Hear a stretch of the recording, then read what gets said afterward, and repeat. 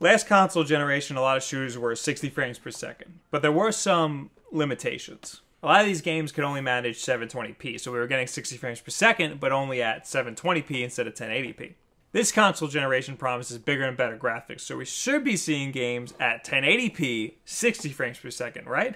I mean, that's what Microsoft promised, isn't it? So why are a lot of games that are being released today dropping down to 30 frames per second?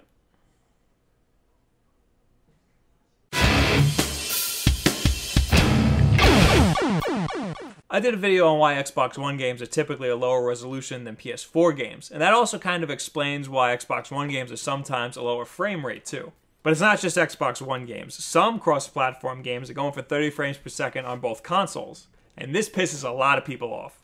This is a video game. You need as much data flowing into your eye holes as possible. The more frames you have telling you that there's a bad guy running around the corner, the more time you have to react. And pwn that noob. But of course, 60 frames per second is twice as many frames as 30 frames per second, so that's a lot more data to process. Films are usually shot at 24 frames per second. Made for TV, movies, and soap operas sometimes look a little weird because they're shot at a higher frame rate. That's why sometimes you'll see a movie like The Hobbit, and it's shot at 48 frames per second, and it might look a little bizarre. Vsauce has some good videos on the frame rate and the resolutions of the human eye, and the answer is complicated. Basically, your eye can only register about 15 frames per second, but your eye has a very narrow window that can register information clearly. So if something's moving fast in real life, it gets blurry because the narrow window of your eye can't keep up with it.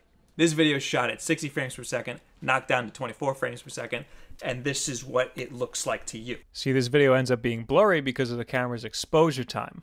Every frame is like the camera taking a picture, so the sensor has to be exposed to light for a certain amount of time. If you're moving during that exposure time, it's going to be blurry.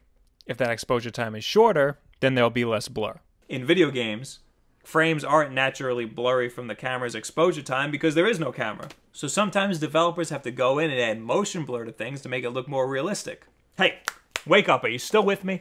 Because there's no natural blur in video games, frames are choppier than they would be in a movie. So your eye can actually tell a huge difference between 30 frames per second and 60 frames per second in the video game world. So 60 frames per second actually does look a lot smoother.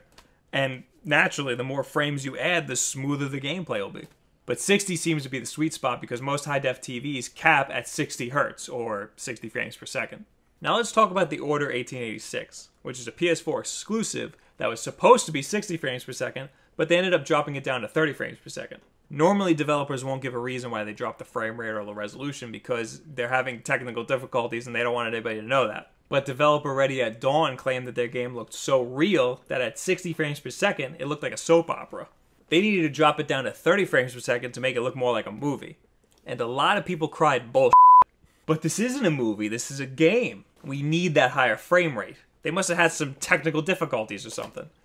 I don't know if you've seen this game, but it looks just like a movie. Playing the demo, frame rate was the last thing on my mind. This game was probably the most realistic looking game at E3 this year. And they accomplished that at 30 frames per second. Ha! As graphics get better and better, developers might have to drop the frame rate down to 30 frames per second to keep themselves from looking like a made-for-TV movie. But this all depends on the art style. The Order 1886 art style called for 30 frames per second. I know this was a lot to follow, but basically 60 frames per second is better, but 30 frames per second isn't the devil. Games can look great at 30 frames per second too. It's all about the art style.